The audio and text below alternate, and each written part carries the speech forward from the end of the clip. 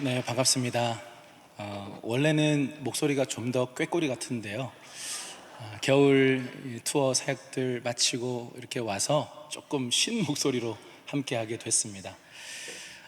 저희는 토요 전도대인데 오늘 보니까 화요 전도대이시더라고요. 그래서 화요 전도대와 토요 전도대의 만남, 이렇게 너무 반갑고 감사하고 기쁩니다.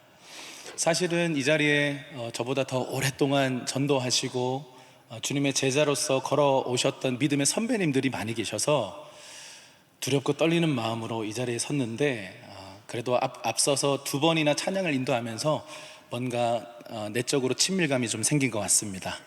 저 혼자 그렇게 느끼는 건가요? 네, 저는 대구에서 살고 있고요. 3명의 아이들을 두고 있고, 약 10년 전에 교회를 개척해서 첫 번째 교회를 3년 만에 망하고요. 새로운 지역에서 새롭게 다시 시작을 했는데, 감사하게 망하지 않고 하나님의 은혜로 젊은이들, 청년들 중심으로 이런 전도 활동을 하고 이런 예배 사역을 하고 있는 교회를 섬기고 있습니다. 오늘 여러분들과 함께 이 전도에 대해서 나눌 수 있다는 것이 참 기쁜 마음이 있는데요. 복음 전도의 부르심이라고 하는 제목으로 메시지를 좀 나누도록 하겠습니다. 우리 옆에 계신 분에게 한번 그렇게 인사하시겠습니까? 하나님께서 당신을 부르십니다. 한번 얘기해 주시죠. 아멘이십니까? 네, 특별히 하나님은 우리를 예배자로 부르시고 중보 기도자로 부르시고 계시다고 믿습니다.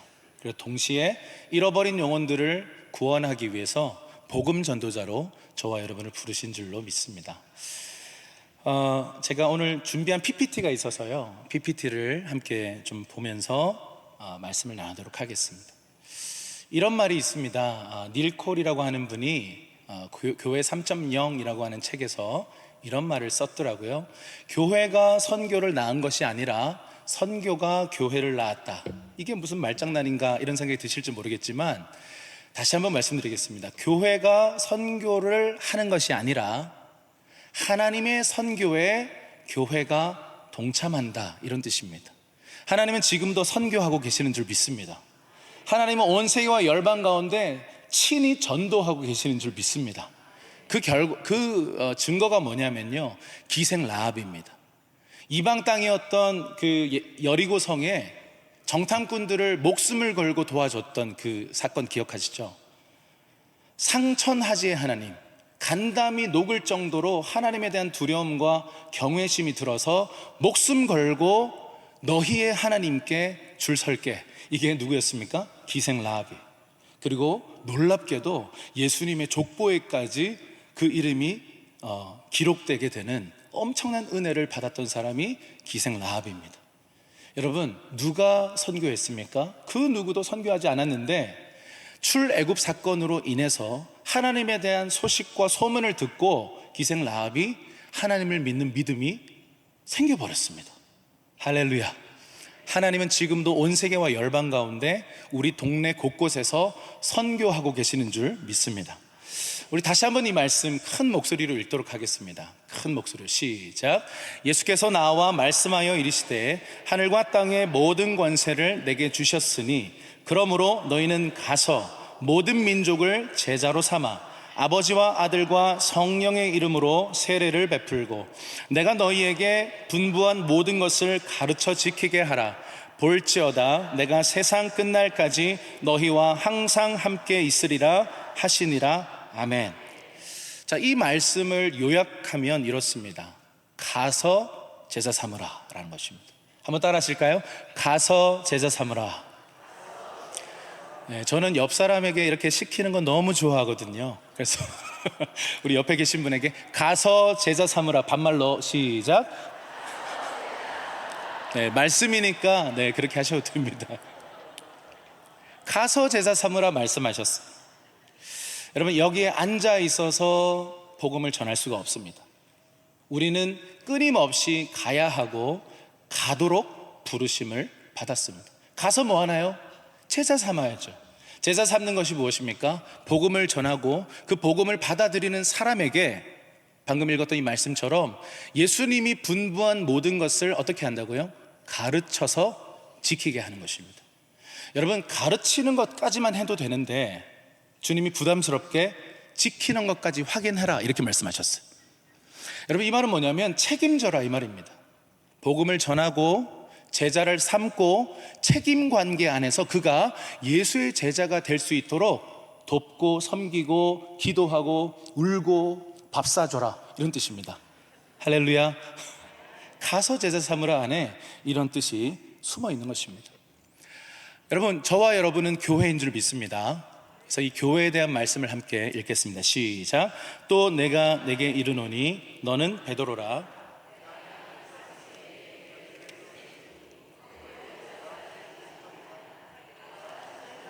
내게 주리니 네가 땅에서 무엇이든지 매면 하늘에서도 매일 것이요 네가 땅에서 무엇이든지 풀면 하늘에서도 풀리리라 하시고. 아멘. 교회에 대해서 예수 그리스도께서 처음으로 예언하신 상황입니다. 가이사랴 빌립보 지방에 가셔서 사람들이 나를 누구라 하느냐, 그때 제자들이 대답합니다.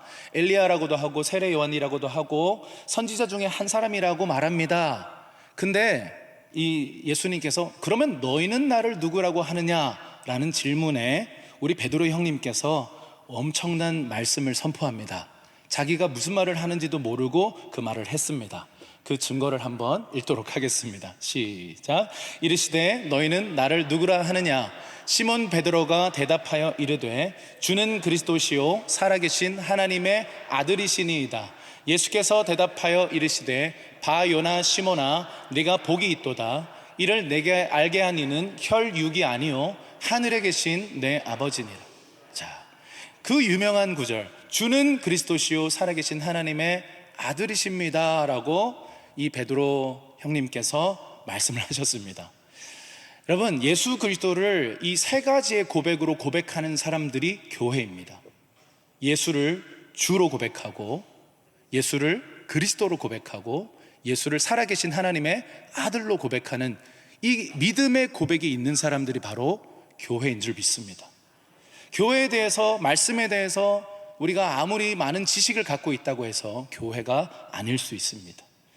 예수님이 정말 주인가? 여러분, 여기서 퀴리오스, 주님을 향해서 이 단어를 쓸 때는요 목숨을 걸어야 했습니다. 왜냐하면 로마 이 황제를 향해서 퀴리오스, 주라고 불렀기 때문에 예수 그리스도를 향해서 주라고 고백하는 것은 굉장히 위험한 고백입니다. 그럼에도 불구하고 예수는 주이십니다 라고 고백했던 것이죠. 자, 두 번째 고백은 그리스도, 히브리어로 말하면 메시아입니다. 구약에 오리라 오리라 약속했던 그 예언된 그 메시아이신 예수가 오셨다, 그 고백인 것이죠. 그리고 세 번째 고백은 무엇입니까? 살아계신 하나님의 아들.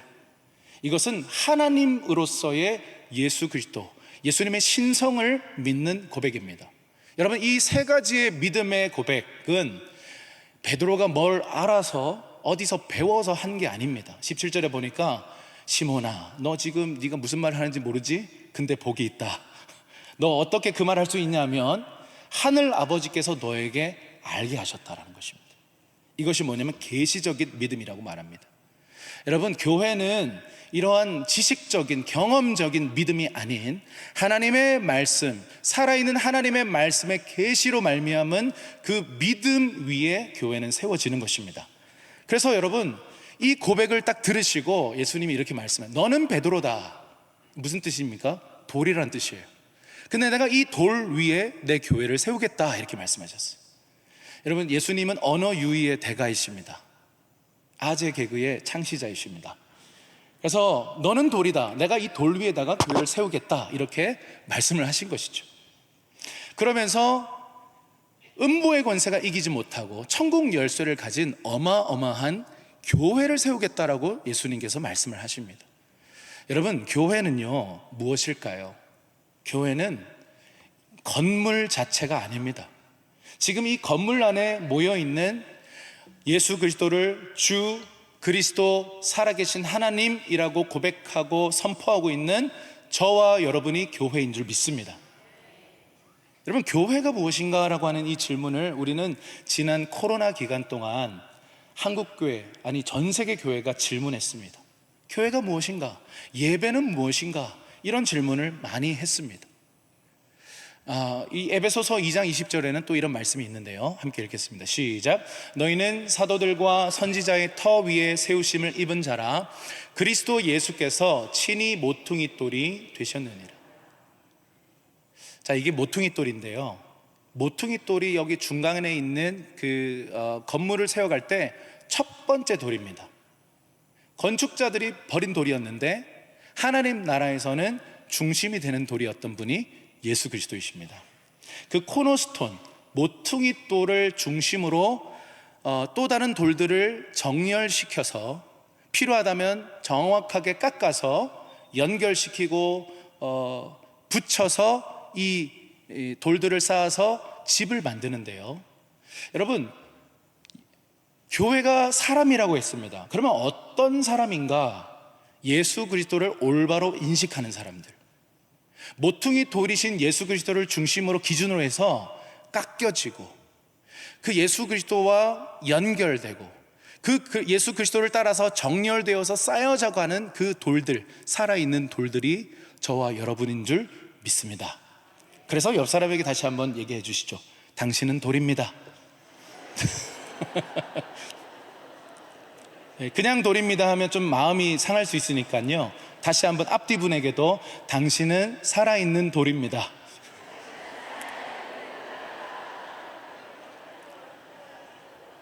교회는 예수 그리스도의 터 위에, 그리고 예수 그리스도라고 하는 그 모퉁이 돌, 이 기준을 중심으로 정렬되고 쌓여져 가는 하나님의 집인 줄 믿습니다. 교회가 그렇게 세워져 가는 것입니다. 그러면 베드로가 처음으로 그 고백을 했어요. 처음으로 모퉁이 돌이신 예수님께 이 계시적인 믿음, 이 참된 신앙 고백을 하면서 처음으로 연결된 돌이 바로 베드로였습니다. 베드로는 또 누군가에게 복음을 전합니다. 그리고 그를 제자 삼아 가르쳐 지켜요. 여러분, 제자화는요, 힘든 과정입니다. 이렇게 해야 되고 저렇게 해야 되고, 이것은 내려놔야 되고, 이것은 회개해야 되고, 이런 제자 훈련의 과정을 지나면서 모난 돌들이 깎여지고 예수 그리스도를 중심으로 돌들이 정렬되고 쌓여져 가는 이 제자화를 통해서 교회는 세워져 가는 줄 믿습니다. 그래서 교회는 건물이 아니라 교회는 참된 신앙 고백을 가진 사람이다, 이렇게 성경은 정의하고 있습니다.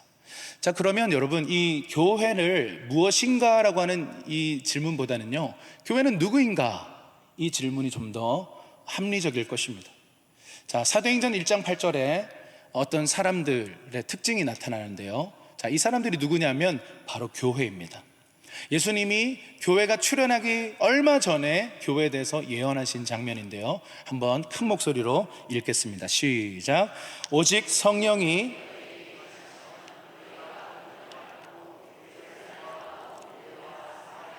땅끝까지 이르러 내 증인이 되리라 하시니라. 아멘. 자, 교회가 누구입니까? 교회는요, 첫 번째 교회의 특징은 성령의 권능을 받은 사람입니다. 교회가 어쩌다 보니 성령 받은 게 아니고요, 교회로서 걸어가다가 어느 날 성령 받은 게 아니고요, 성령의 권능을 받은 사람들이 교회인 줄 믿습니다.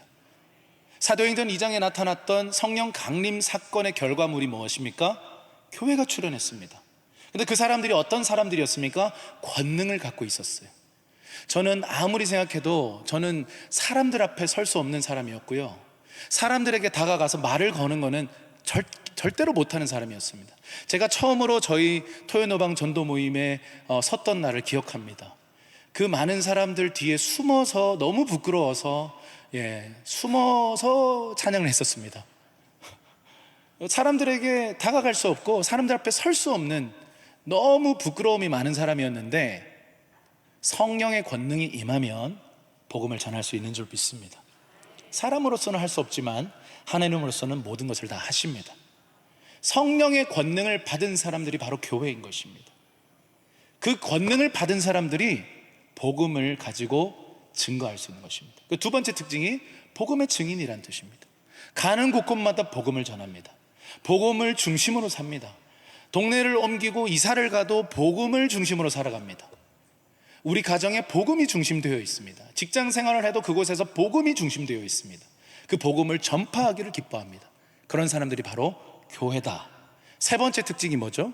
사명의 땅으로 가는 사람들이에요. 교회는요, 처음부터 머물러 있거나 고여 있지 않습니다. 계속해서 흘러가는 것입니다. 지금 이제 추운 계절이 많이 지났지만 너무 많이 추운 한겨울에 일어나는 일들이 뭐죠? 동파입니다. 동파. 수도꼭지를 조금만 틀어놔야 되는데 그게 아까워서 안 틀었다가 어떻게 됩니까? 터져버립니다. 더 많은 돈이 듭니다. 여러분, 마치 그것처럼요, 우리의 삶 안에 하나님의 강물, 이 복음의 강물이 흘러갈 수 있도록 수도꼭지를 열어놓는 것, 그것이 뭐냐면 사명의 땅으로 가는 것입니다. 자, 이 부분에 대해서는 조금 이따가 다시 한번 이야기들을 하도록 하겠습니다. 자, 그러면 교회는 누구입니까? 같이 한번 읽어볼까요? 시작. 교회는 복음을 전하고 제자를 만드는 사람들이다. 제가 아까 전에 교회를 이제 두 번째 개척했다고 했는데, 첫 번째 개척했을 때 망했다 이렇게 말씀을 드렸는데요, 정말 망했습니다. 교회가 뭔지 모르고 신학교 2학년 때 하나님의 부르심에 순종하고 그냥 뭣도 모르고 교회를 개척했습니다.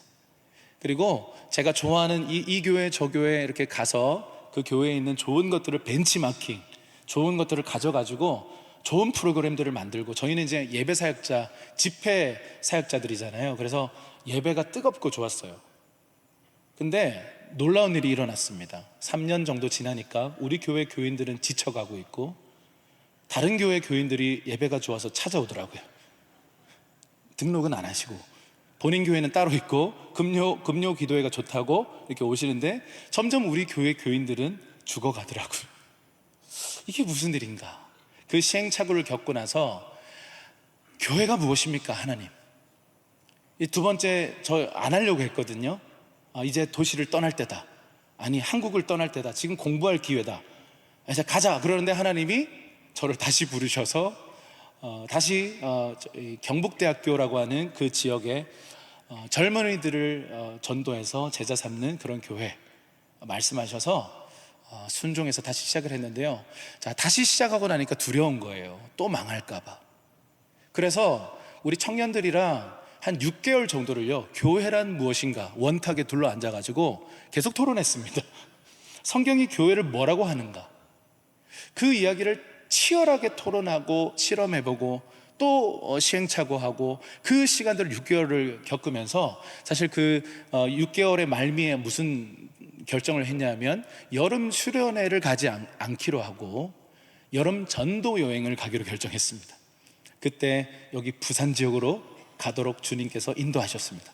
그래서 부산 지역 곳곳을 다니면서 복음을 전하는 일들을 했었는데요, 거기 사진은 제가 이제 마지막쯤에 한번 나누도록 하겠습니다. 그러면서 교회가 무엇인가 라고 하는 이 교회의 본질을 정리를 하는데요, 딱 두 줄이에요. 교회는 복음을 전하고 그 복음을 받아들인 사람들을 향해서 제자로 만드는 사람들, 그게 바로 교회인 줄 믿습니다. 아멘이십니까? 교회가 많은 일들도 하고 이런 일도 하고 저런 일들도 하겠지만 교회의 가장 중요한 사명, 주님께서 우리에게 부탁하신 말, 그것은 복음을 전파하고 제자 삼는 그 일, 평생 동안 우리가 헌신할 주님의 사명인 줄 믿습니다. 그러면 이제 오늘은 이제 교회에 대한 이야기를 하는 날은 아니니까 이 교회로서 우리가 가장 중요한 이 복음 전도 어떻게 하면 좋을까? 복음 전도 어떻게 시작할 수 있을까? 아마 이 중에는 많은 분들이 이미 복음 전도를 하고 계시고 많은 열매들이 일어나고 있는 줄 믿습니다. 그런데 또 어떤 분들은 난 용기가 없어, 난 말주변이 없어, 나 어떻게 해야 될지 몰라, 나 여기 끌려왔어 이렇게 고백하시는 분들이 있을지도 모르겠습니다.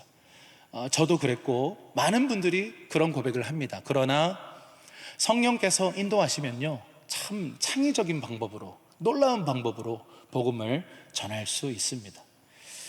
첫 번째, 이거라고요? 네, 맞습니다. 한번 읽어볼까요? 시작. 기도하라. 우리 옆에 계신 분에게 한번 얘기해 주시죠. 기도하세요. 자, 말씀 한번 읽겠습니다. 시작.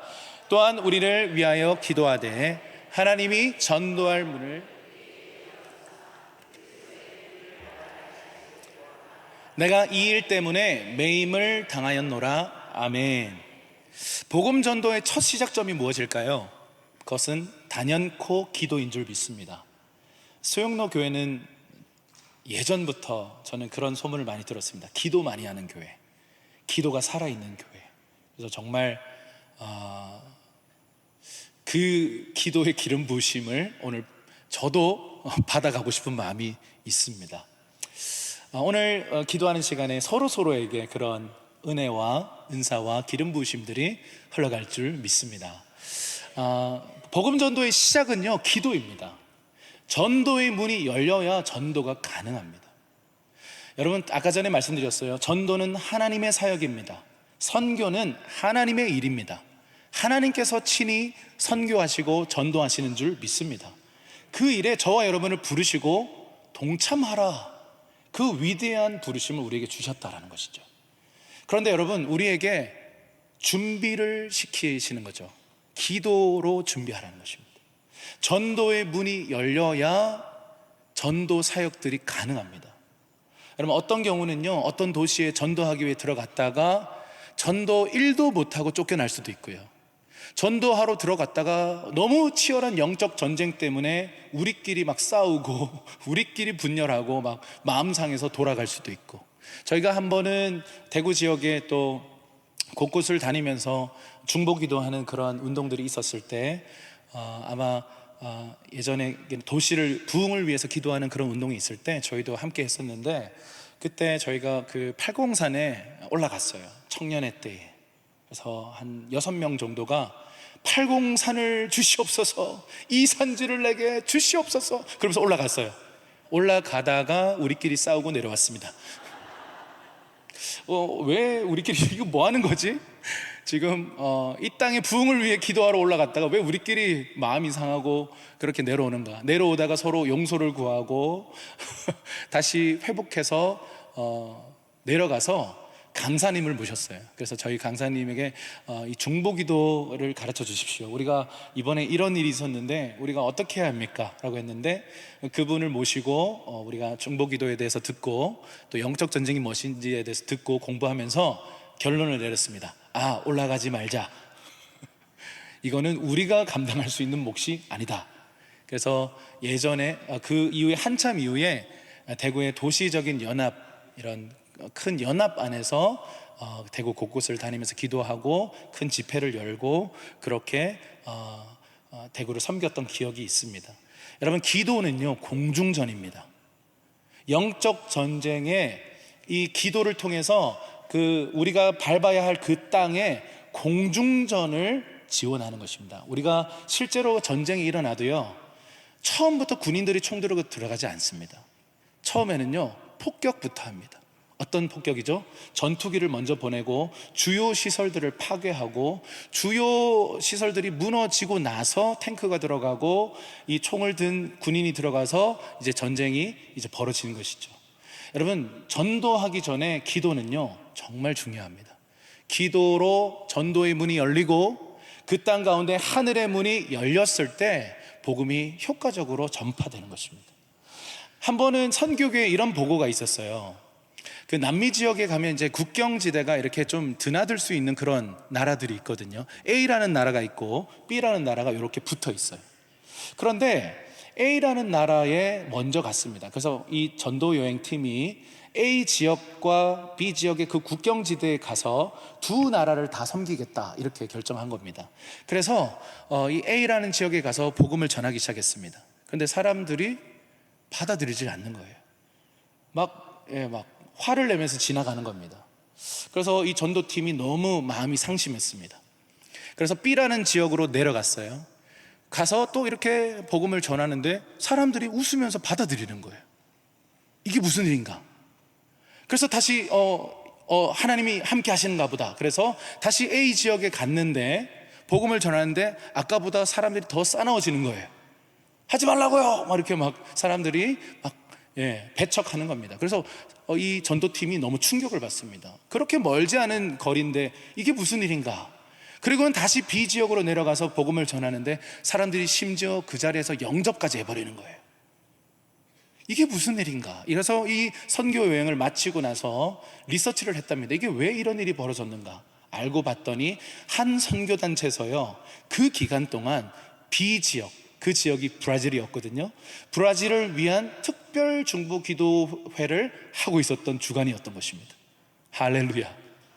브라질을 위해서 막 기도하고 있으니까요, 공중전으로 막 주요 시설들이 폭격이 일어나고 강한 자를 결박하고, 그러니까 거기서 복음을 전하니까 복음이 전파되는 것입니다. 여러분, 복음 전도는요 강력한 영적 전쟁입니다. 전도하고 막 밥 엄청 사줬는데 오라고 해서 오기로 했던 날짜에 안 와요. 연락도 안 돼. 여러분, 영적 전쟁이 있습니다. 마귀가 그렇게 쉽게 놓아주지 않습니다. 많은 중보 기도와 많은 헌신들이 한 영혼이 돌아오는데 필요한 줄 믿습니다. 그래서 우리가 가서 복음을 전하는 것 이전에 기도하는 것, 그래서 기도를 통해서 전도의 문을 가로막고 있는 악한 영들, 원수의 세력들이 떠나가고, 할렐루야, 주요 시설들이 폭격되고 강한 자가 결박되었을 때, 그리고 주께서 전도의 문을 열어주시면 오늘날도 복음 전파는 가능한 줄 믿습니다. 자, 그 다음은 무엇입니까? 기도하고 나서요, 심플합니다. 사명의 땅으로 가는 것입니다. 전도의 문을 열어달라고 기도하는 가운데 하나님께서 우리에게 보여주시는 영역이 있을 것입니다. 혹은 전도대마다 할당된 구역이나 어떤 장소가 있을지도 모르겠습니다. 어떤 사람들은 가족에 대한 부담이 있어요. 믿지 않는 가족을 위해서 복음을 전하고 싶은 마음, 또 어떤 분들은 직장 동료에 대한 마음들이 있습니다. 학생들은 학교 친구들, 캠퍼스의 교우들, 또 어떤 분들은요 세대를 향한 마음을 갖고 계세요. 저는 청소년 세대를 품고 있습니다 라고 말하는 많은 분들이 있어요. 저는 개인적으로 청년 세대를 좀 품고 있고, 그래서 여름, 겨울, 그리고 뭐 이런 학기 중에도 곳곳을 다니면서 이 청년 세대들, 그리고 다음 세대들을 세우고 깨워내고 함께 예배자로 세워나가는 일들을 하고 있는데요, 사람들마다 그렇게 품고 있는 사명의 땅이 있습니다. 저는 또 동시에 그 대구의 동성로라고 하는, 아까 말씀드렸던 대구백화점, 대구니까 대구백화점입니다. 대구백화점 앞 그 큰 광장이 있는데 그곳이 저의 사명의 땅입니다. 그래서 저는 토요일마다 저희 팀이 그 모임을 섬기고 있는데, 이 모임이 1986년도에 제가 이전에 섬겼던 교회의 담임 목사님께서 기타 한 대로 시작하셨던 모임입니다. 청년 8명이 시작했던 모임인데 그 모임이 지금까지 이렇게 진행됐고요, 아마 내년쯤 되면 40주년 집회를 한번 하려고 생각하고 있습니다. 저는 2001년부터 함께 동참하게 돼서 코가 깨가지고 제가 이렇게 오래 할 줄 몰랐습니다. 지금까지도 이렇게 그 사역들을 섬기고 있는데요, 이제는 제가 압니다, 내 사명의 땅이라는 것을. 그리고 또 어떤 분들은 선교지를 품고 있을 수도 있습니다. 여러분에게 있어서 사명의 땅은 무엇입니까? 어디입니까? 나는 어디로 가야 합니까? 나는 누구를 품고 기도해야 합니까?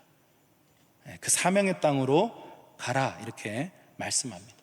자, 세 번째 한번 따라할까요? 합당한 자를 찾으라. 자, 이게 무슨 말인지 우리 예수님이 가르쳐 주신 방식인데요, 한번 읽어보겠습니다. 시작.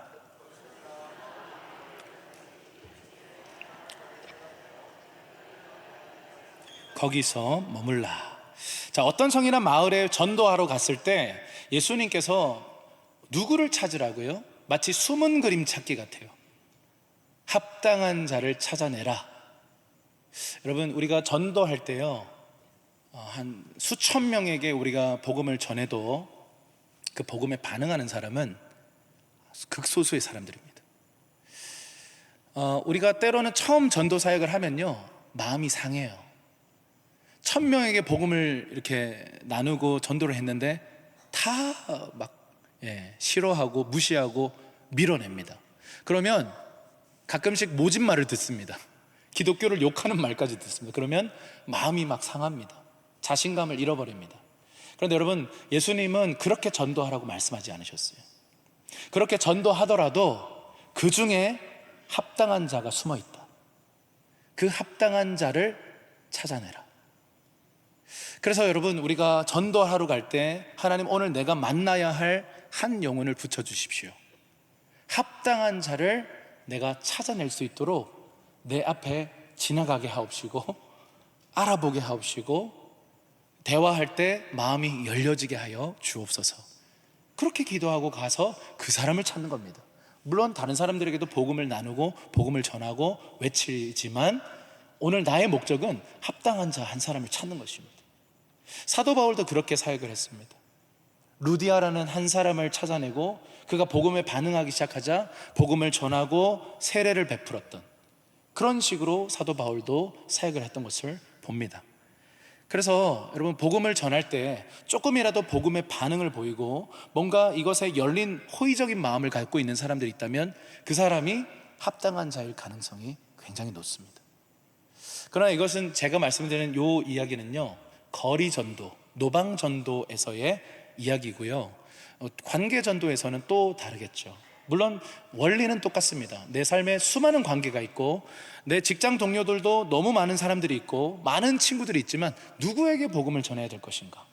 그 중에 합당한 자를 찾아내는 거죠. 합당한 자를 찾아내려면요, 예전에 이런 전도법이 있었어요. 일단 한번 찔러봐야 돼요. 고구마가 익었나 안 익었나, 예수 믿으심이 하면서 이렇게 찍어보라고. 그러면 어떻게 반응하냐에 따라 그 사람이 마음이 얼마나 열려 있는가를 판가름할 수 있다. 그 전도 왕께서 저도 어린 시절에 그 테이프 들으면서 컸거든요. 너무 웃겨가지고. 네. 근데 여러분, 복음을 전해봐야 반응을 알 수 있어요. 표정이 험상궂은데 갑자기 우는 사람들이 있어요. 뭐지 이건? 여러분, 성령의 역사는 어디서 어떻게 펼쳐질지 모릅니다. 정말 착하게 생기고 막 이미 교회를 다닐 것 같은데 끝까지 복음을 받아들이지 않는 사람들이 있어요. 그래서 합당한 자를 찾는 것은요, 일단 복음을 전하러 가서 현장에서 복음을 전하기 시작할 때 그것을 분별할 수 있습니다. 그래서 우리는 기도해야 합니다. 하나님, 오늘 합당한 자 한 사람을 내게 붙여 주시옵소서. 그리고 나서 복음을 전하고 제자화하는 것입니다. 어찌 보면요, 너무 심플합니다. 제가 이제 복음 전도의 방법론처럼 이 4가지의 과정을 말씀을 드렸는데 이거 누구나 다 아는 겁니다. 그러나 제가 좀 더 강조했고 그 의미를 설명했을 뿐입니다. 자, 일단 여러분, 그래서 이 복음은 우리가 전하는 것이 중요한데 그 전하러 나가기까지가 얼마나 싫은지 모릅니다. 저희도요, 토요일마다 복음 전하는데 막 어떤 때는 비가 막 와요. 비가 오는데 저희는 장비도 막 이렇게 공연을 하면서 복음을 전하기 때문에 장비가 엄청 많아요. 어떤 때는 몸이 너무 아프고 막 몸살이 나서 오늘 하루는 정말 쉬고 싶은데 복음을 전해야 돼요. 그때에도 내가 사명이니까, 부르심이니까 그냥 쳐서 복종해서 그 자리에 가면요, 그날 놀라운 은혜가 있습니다. 그래서 복음은 뭐 이렇게 저렇게 많은 기술들, 방법들이 있겠지만 복음을 전하러 가기까지가 너무 힘듭니다. 영적 전쟁이 심합니다. 그래서 옆 사람에게 다시 한번 이렇게 한번 이야기합시다. 일단 갑시다. 일단 가면 됩니다. 일단 가면 돼요. 그래서 용기가 없어서 막 못해도 괜찮습니다. 뒤에서 중보기도 하고 잘 하시는 분들 응원하고 다음에 내가 또 해보고, 그렇게 하시면 되겠습니다. 자, 그리고 복음을 받아들인 사람들, 복음에 뭔가 이렇게 반응하기 시작하는 사람들에게 성경은 어떻게 하라고 되어 있습니까? 한번 읽어보겠습니다. 시작. 또 내가 많은 증인들 앞에서 내게 들은 말을 충성된 사람에게 부탁하라. 그들이 또 다른 사람들을 가르칠 수 있으리라. 자, 이게 제자화의 과정인데요, 바울이 디모데에게 쓴 편지입니다. 바울이 디모데를 제자 삼았고, 지금 뭐라고 말하냐면 디모데에게 이렇게 말씀하는 거예요. 네가 들은 바를 충성된 사람들에게 또 가르쳐서 부탁해라. 그러면 그 충성된 사람들이 또 다른 사람들에게 가르쳐서 부탁하게 된다. 그러면 어떤 일이 벌어집니까? 사도 바울 한 사람이 시작했던 이 하나님 나라의 전도 사역이 디모데에게 이어지고, 디모데가 또 다른 사람들을 가르쳐서 또 이어지고, 이 제자와의 4세대가 세워져서 함께 복음을 막 전하게 되는 것입니다. 여러분, 우리가 저희 모임도 8명, 청년 8명이서 1986년도에 시작했다고 말씀드렸습니다. 그런데 이 모임이 이제 한 40년 정도 이렇게 지나오면서 정말 수많은 사역자들, 수많은 하나님의 사람들이 이 모임을 거쳐서 지나갔어요. 그래서 곳곳을 다니다 보면 저 그 모임 알아요. 저 예전에 교복 입고 거기 참석했었어요.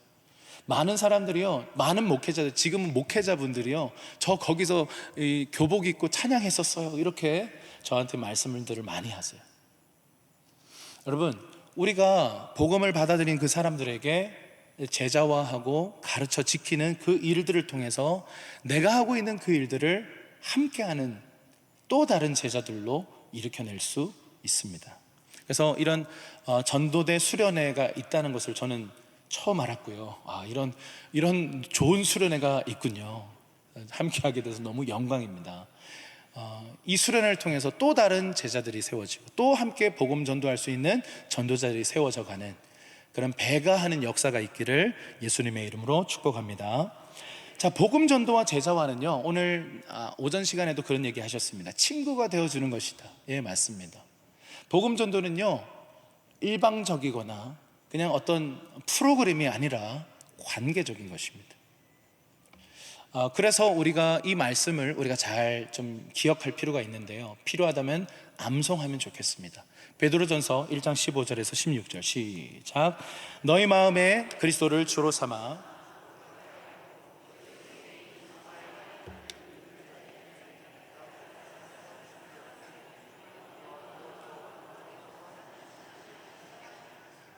아멘. 너희 마음에 그리스도를 주로 삼아 거룩하게 하고, 너희 속에 있는 소망에 관한 이유를 묻는 자에게는 대답할 것을 항상 준비하되 온유와 두려움으로 해라, 이렇게 말씀하고 있습니다. 그리고 선한 양심을 가져라. 자, 소망에 관한 이유를 묻는 삶을 살아라, 이 말입니다. 우리가 일상에서 선교사로서, 전도자로서 살아갈 때, 복음의 증인으로 살아갈 때 우리가 너무 또 복음 이러면 사람들이 알러지 반응을 일으킬 수 있습니다. 처음 입사해서 면접 보는데 복음 이러면 이제 잘립니다. 일은 안 하고 계속 복음 이러면, 전도만 하고 이러면 잘립니다. 그럼 어떻게 해야 될 것인가? 복음의 향기를 흘리는 것입니다. 조금씩. 그게 뭐냐면 소망에 관한 이유를 물어오게끔 살아가는 것입니다. 그럼 어떻게 살아라는 말인가? 오늘 이 말씀을 한번 보십시다. 마음속에 그리스도를 주인으로 모시고 거룩하게 대하며 살아가는 삶. 마음속에 그리스도를 주로 모시고 거룩하게 살아가면요, 사람들이 궁금해합니다. 이런 거죠. 사람들이 궁금해요. 궁금하면 500원. 이렇게 소망을 물어오게끔 이상하게 사는 거죠. 그게 이상한 게 나쁘게가 아니라 정말 세상에서는 볼 수 없게 살아가는. 여러분, 거룩과 정결은 다릅니다. 여러분, 우리 교회 생활의 목표가 정결 유지 아닙니다. 정결 유지가 목표인 신앙생활이 율법주의라고 해요. 우리는 정결을 넘어서 거룩으로 들어가야 합니다. 거룩은 뭐냐면 하나님의 마음이 쏟아 부어져서 내가 그 일을 하지 않고는 불붙는 마음 때문에 하지 않을 수 없는, 그게 거룩인 줄 믿습니다. 보아스는 거룩한 사람이었어요. 정해진 구제 금액, 세상을 향해서 내 가진 것들을 흘려보내는 이 삶을 레위기가 우리에게 명령하고 있는 그것보다 훨씬 많은 재정들을 어려운 이웃들에게 흘려보내는 거예요. 그 사람들이 물어봅니다. 어떻게 그렇게 살아요? 예수 그리스도. 궁금해요? 예수 그리스도. 500원 아니고요. 제가 교제하고 있는 한 그 집사님이 계신데요, 사업가세요. 재벌 3세셨는데 쫄딱 망했어요. 완전히 몸도 마음도 경제적으로 다 망하셨던 분이셨는데 이분이 예수님을 믿게 됐어요. 그러면서 다시 사업을 시작했는데 하나님께서 축복하셔서요, 어떤 회사의, 그 세계적인 회사의 아시아 총판까지 올라가셨어요.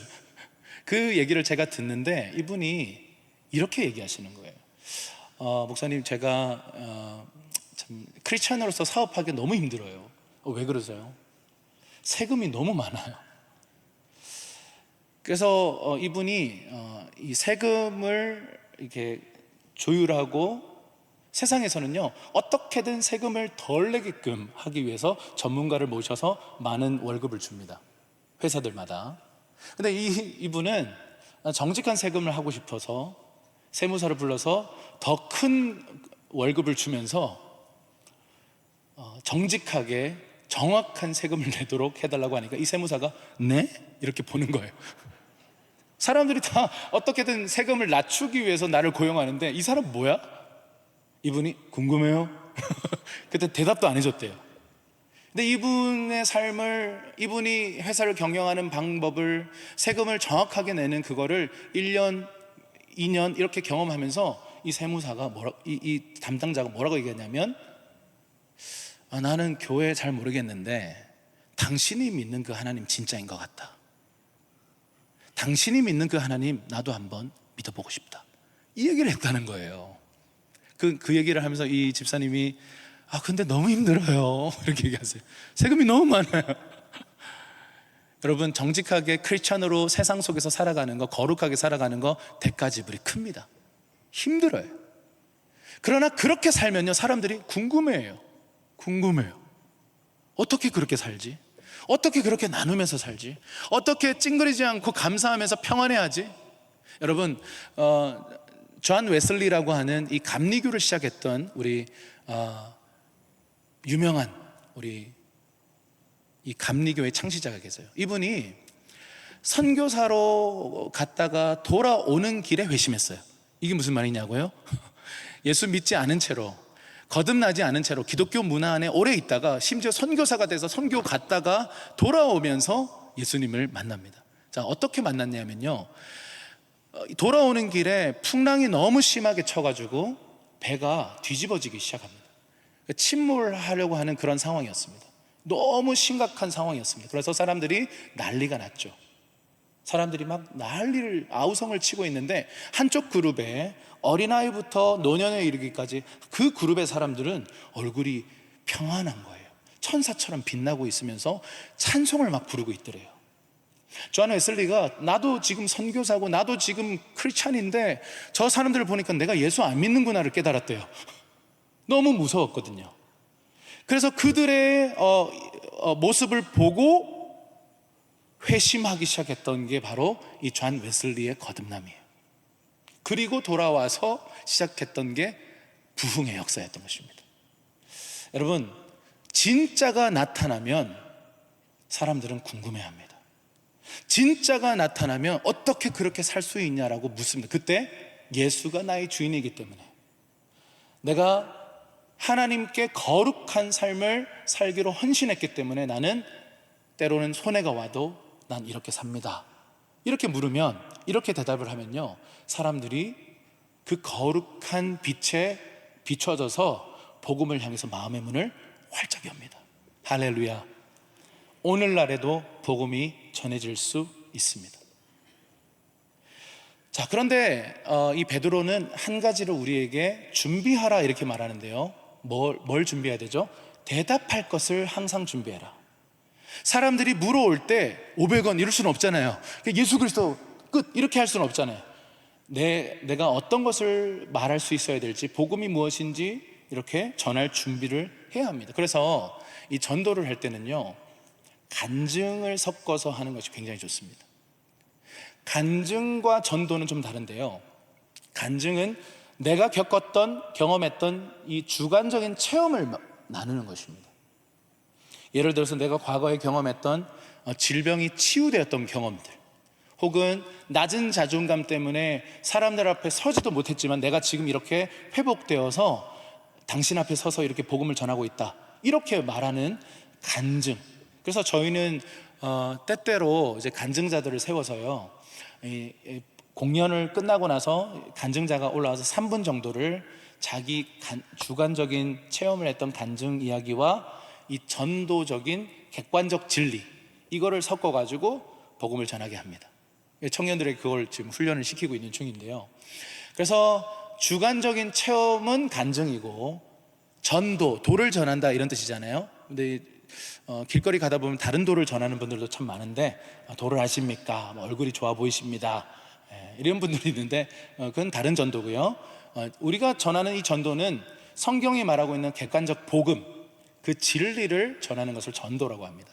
그래서 주관적 체험만 나누는 것보다는 이 객관적인 진리를 함께, 이 주관적인 체험을 같이 나누면 이 전도할 때 굉장히 효과적이다, 이렇게 말씀드릴 수 있겠습니다. 그래서 이 전도자가 가져야 할 3가지 태도가 있습니다. 3가지 태도는, 첫 번째 한번 따라 하실까요? 온유함. 자, 이 온유함은 누구를 향해서일까요? 사람에게. 지금 복음 전하려고 하는데 막 화를 내면서 이렇게 복음을 전하면 안 되겠죠. 믿으라고 이렇게 하면 안 됩니다. 과거에 우리 기독교 역사를 보면 우리가 회개하고 반성해야 될 부분이 뭐냐면, 총과 칼을 들고 가서 예수 믿으라고 강압했던 그런 역사들이 종종 있는데요, 지금도 그 나라에서 그게 상처가 돼서요, 기독교를 받아들이지 않아요. 캐나다의 어떤 한 원주민들의 이야기를 제가 몇 주 전에 들었는데, 한 선교사님에게 들었는데, 거긴 복음 전파가 거의 불가능하대요. 왜냐하면 총, 칼을 들고 가서 많은 사람을 죽이면서 복음을 전했거든요. 그러니까 그 지역에서는 이 외국인들에 대한, 특별히 그 웨스턴 사역자들, 서구의 사역자들을 향한 분노들이 있다는 거예요. 그래서 그 한국인으로서, 그래도 동양인들은 좋아한대요. 그래서 그 동양인으로서 거기서 친구가 되어서 함께 거기서 일하고 일자리를 만들어주고, 그러면서 지금 조금씩 가까워져 가고 있는 그런 비즈니스 애즈 미션 하는 선교사님을 제가 교제하면서 들었는데, 정말 그 땅에서는 온유함이 빠져버린 복음 전도 때문에 너무나 큰 상처를 받았더라고요. 여러분, 복음 전할 때 화가 날 수 있습니다. 저희도 이제 거리에서 이제 복음 전하다 보면 저희뿐만 아니라 또 다른 거리 전도자들이 나오시거든요. 근데 가끔씩 이제 거리 전도자들 중에 좀 이제 무서운 글들을 많이 써서 이렇게 전도를 하시는 분들이 있습니다. 지옥 간다, 뭐 이런 거, 불신 지옥, 이렇게. 맞죠? 진리입니다. 객관적 진리입니다. 예수 천국, 불신 지옥, 맞습니다. 그러나 우리가 복음을 전할 때의 태도는요, 좀 부드럽고 온유함으로 복음을 전할 때 사람들이 받아들이기가 편합니다. 아까 전에 오전 시간에 목사님 나눠주신 것처럼 우리가 가지고 있는 복음이 존귀한 것이잖아요. 보배로운 것이잖아요. 그래서 예쁜 그릇에 담아서 잘 전하면, 다음 세대가 원하는 방식으로 잘 전하면, 청년들이 원하는 방식으로 잘 전하면 오늘날도 복음에는 능력이 있습니다. 할렐루야. 온유하게 전할 필요가 있습니다. 두 번째는 두려움으로 전하라고 합니다. 누구를 향해서요? 하나님을 향해서요. 이런 설교를 할 때, 찬양을 인도할 때도 두려움으로 해야 합니다. 하나님을 향한 두려움을 갖고 그분을 경외하는 마음으로 저도 지금 말씀을 나누고 있는데요, 복음을 전할 때도 마찬가지입니다. 하나님을 향한 두려운 마음을 갖고 정말 정직하게 복음을 전할 필요가 있습니다. 복음을 전하기 위해서 그래도 좀 거짓말 해도 되지 않나요? 이건 신천지 전략입니다. 두려움, 하나님을 향한 두려움을 갖고 정직하게 올바르게 전해야 하는 것이죠. 세 번째는 무엇입니까? 선한 양심입니다. 나 자신에 대해서 선한 양심. 아까 방금 말씀드린 것처럼 연결된 얘기죠. 정직해야 되는 거죠. 거짓말을 해서는 안 되는. 간증을 하면서 막 뻥을 섞어가지고 이렇게 하나님 좋은 분이라고, 일단은 좋은 분이야, 빨리 일단 이렇게 하시면 안 되고, 정직하게 그렇게 할 때 하나님께서 함께 하시고 역사하신다. 그리고 그래서 이 시간에 시간이 조금 남아 있는데요, 옆에 계신 분에게 1분만 복음을 한번 전해 보겠습니다. 저희 교회에서도 우리 온 교인들한테 이거 다 하거든요. 그럼 방금 여러분과 같은 반응들이 나와요. 네, 지금요? 정말요? 이렇게. 네, 지금요.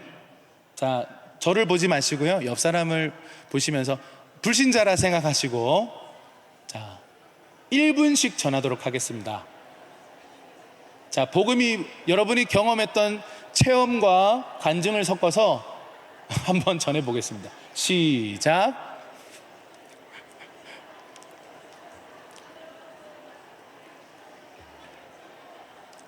교제하시는 거 아니죠? 네. 복음 전해 주세요. 복음이 무엇입니까?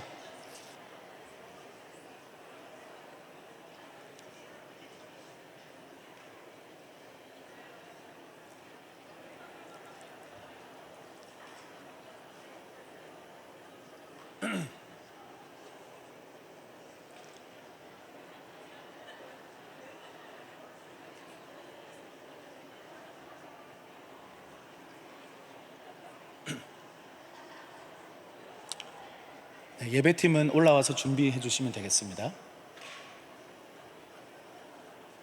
자, 1분 지났고요. 이제 바꿔서 또 해보겠습니다. 시작.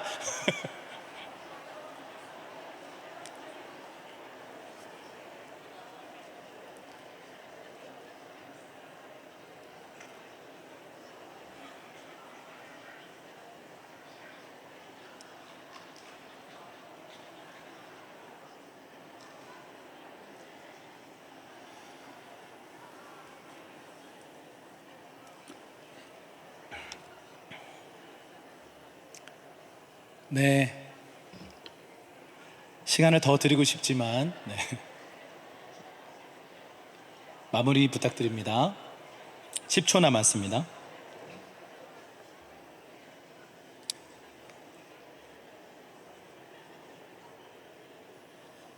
네, 감사합니다. 많은 분들이요, 자, 지금 당장 복음 전해보세요 그러면 굉장히 당황합니다. 그리고는 막 버벅입니다. 여러분, 대답할 것을 항상 준비하는 저와 여러분 되기를 바랍니다.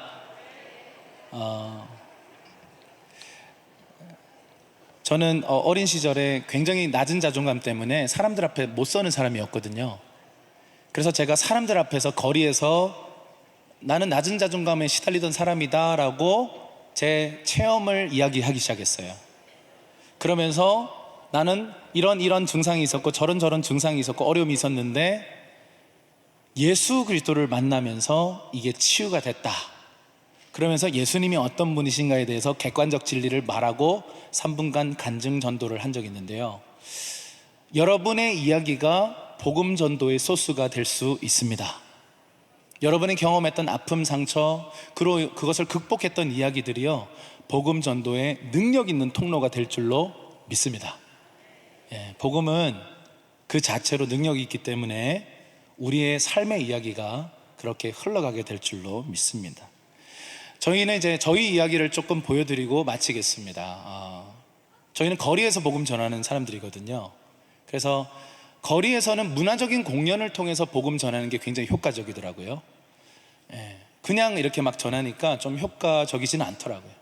그래서 저희는 복음의 접촉점을 만드는 것이 중요하다는 것들을 거리에서 이리 구르고 저리 구르면서 배웠습니다. 그리고 복음 전도는 하나님이 정말 기뻐하신다는 사실을 저희는 확신합니다.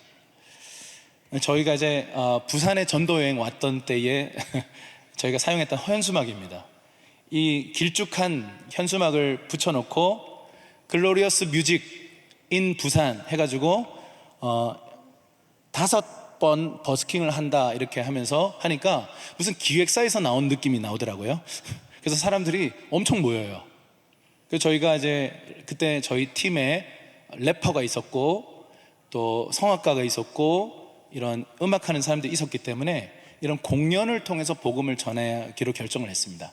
그 전에 저희가 어떤 걸 했었냐면요, 실험을 했는데 공연 없이 한번 전도를 해봤어요. 부산대 앞에서 그냥 이렇게 복음을 전했는데 그냥 잡상인 취급을 받았습니다. 아무도 관심 가져주지 않습니다. 다 거절해요.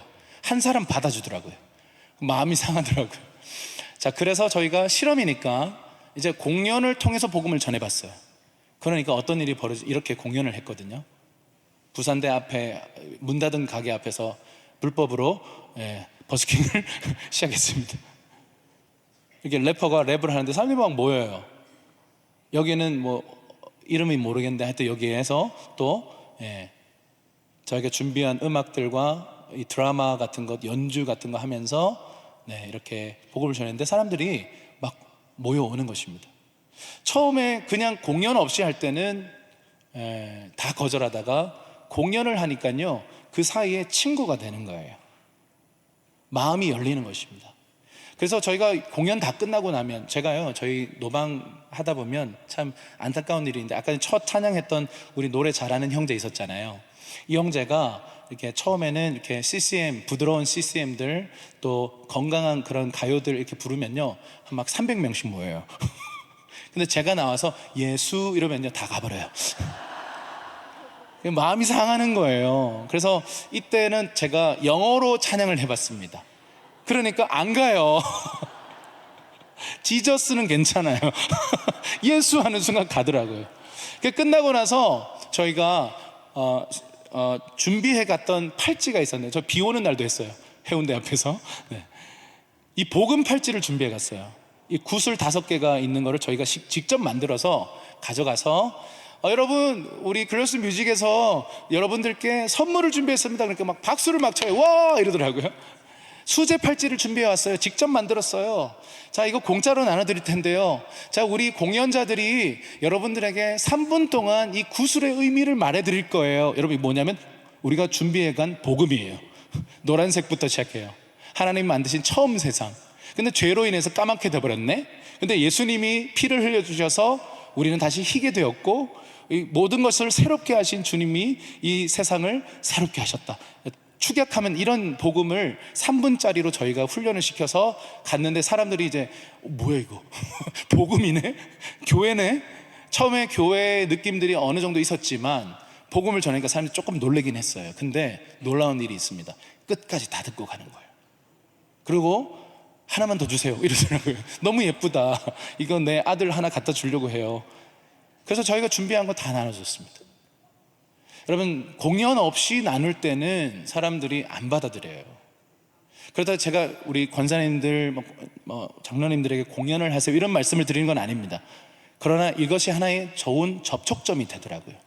제가 이런 일들을 오래 하고 있으니까요, 그 장로교 통합 측에서 청년들이, 그 전국 장청이라고 하는 이 통합 측의 청년들이 찾아와서 이거를 전국적으로 좀 캠페인을 벌이고 청년들을 도전시켜서 거리에서 이 일들을 하고 싶습니다. 그래서 저희가 작년부터 이런 일들을 좀 해왔거든요. 지금도 하고, 이 전도 학교도 이제 다음 주부터 또 온라인으로 개설을 하게 되는데요. 여기에서 이제 저희가 이런 이야기들을 하는데, 대전에 있던 한 전도팀이 이제 도전을 받고 전도를 시작했어요. 그러면서 여기에 어떤 형제가 레크레이션 강사인 거예요. 이런 사람은 너무 귀한 인재입니다. 길거리에서 막 지나가는 사람들 막 다 붙들어가지고 못 가게 하고 이 게임 같은 거 준비해 가서요, 다트 한번 던지고 가라고. 다트 던지면 다이소에서 이렇게 선물 준비해 가서 선물 막 주니까 사람들이 1,000원짜리 선물 받고 너무 행복해해요. 그때 복음 전하는 거예요. 한 번은요, 저희가 세계적인 공연하는 이런 전도 사역단체가 저희 대구에 와서 함께 조인한 적이 있는데, 이분들이요, 어떤 팀은 막 춤을 추고 어떤 팀은 노래를 하고 하는데, 어떤 팀은 차력쇼를 해요. 이 철근을 이렇게 구부리고는 막 이런 걸 구부려요. 막 후라이팬을 이렇게 구부리고, 그리고 또 야구 배트를 이렇게 빡 하고 부수고, 그 부러진 야구 배트 2개를 딱 이렇게 십자가로 만들어서 예수 그리스도 이렇게 하는 거예요. 저게 뭔가? 그런데 여러분, 놀라운 사실은요, 그분들은 다 선교사님들이었고 기도하는 사람들이었고, 그들의 가진 달란트와 은사를 가지고 예수를 전하니까요, 마지막에 결신의 시간에 복음을 전하고, 간증을 통해서 복음을 전하고, 예수 믿을 사람 손 들어보라 그러니까 손을 드는 거예요. 글쎄, 우리는 그걸 보면서 이게 가능하다고? 오늘날도 복음 전도는 가능합니다. 이 일이요, 저희가 대구에 있던 고등학교를 투어하면서 이 일을 했거든요. 학생들이 예수 믿겠다고 앞으로 나오는 거예요. 할렐루야. 저는 그거 보면서 이게 왜 이게 뭔데? 이게 왜 되지? 그때 저희가 그걸 도전받아서 부산에 와서 복음 전도, 이 공연을 통한 복음 전도를 실험하고, 그때부터 지금까지 저희는 이 공연을 통해서 복음을 전하는 저희만의 이런 노하우들을 만들어 가고 있는 중입니다. 여러분, 복음의 접촉점이 필요해요. 이상한 사람들 아니에요. 우리 이상한 사람들 아니에요. 이단 아니에요. 우리를 이렇게 나타낼 수 있는 어떤 것이든 괜찮습니다. 어떤 분들은 이 태권도 하시는 분이요, 태권도 시범 보여주고 예수 그리스도 그러는데 예수를 막 믿는다니까요. 그래서 여러분들 안에 있는 은사, 달란트를 활용해서 종이 접기를 하든 무엇을 하든, 아니면 달고나라도 여기 시내에 가가지고 이렇게 만들어주고, 그 오징어 게임 같은 거 있잖아요. 그런 거 한번 해보라고. 그리고 예수 그리스도 이렇게 어떤 방식으로든, 아니면 청년들 데려가서 너희는 버스킹 해라, 우리가 복음 전할게. 어떤 방식으로든 우리가 복음을 전할 수 있다면 하나님은 오늘날도 역사하실 줄 믿습니다. 여기가 저희가 매주마다 지금은 격주로 나가고 있는데요, 섬기고 있는 이 토요노방 전도 모임입니다. 이렇게 모여서 사역들을 하고 있습니다. 여러 공연자들과 또 저도 찬양 인도를 하고, 또 마지막 시간에는 복음을 직설적으로 좀 전하고 이 모임을 마치고 있습니다. 오늘 여러분들과 많은 이야기들을 나눴는데요, 복음 전도 굉장히 어렵고 불가능해 보이는 시대를 살고 있지만, 하나님께서 함께 하시겠다 약속하셨고 우리에게 부탁하셨기 때문에 믿음으로 나아가는 사람들을 통해 오늘날도 복음은 전파될 수 있습니다. 그리고 어떤 방식으로든 창의적인 방식으로 복음을 전할 때 이 복음은 그 자체로 능력이 있기 때문에 복음이 복음 될 것입니다. 함께 기도하는 시간 갖도록 하겠습니다.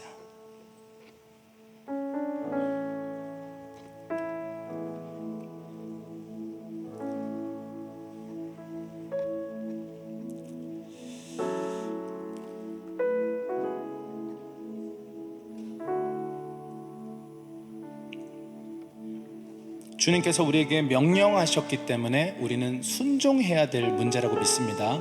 이 복음 전도는 순종의 문제입니다. 하나님, 제가 순종하겠습니다. 이 부르심 앞에 나의 부르심이라 인정하고 순종하겠습니다. 깊은 곳으로 가서 그물을 던지겠습니다. 사람을 낚는 어부라고 말씀하신 것처럼 제가 잃어버린 영혼들을 주께로 돌이킬 사람 낚는 어부가 되기를 원합니다.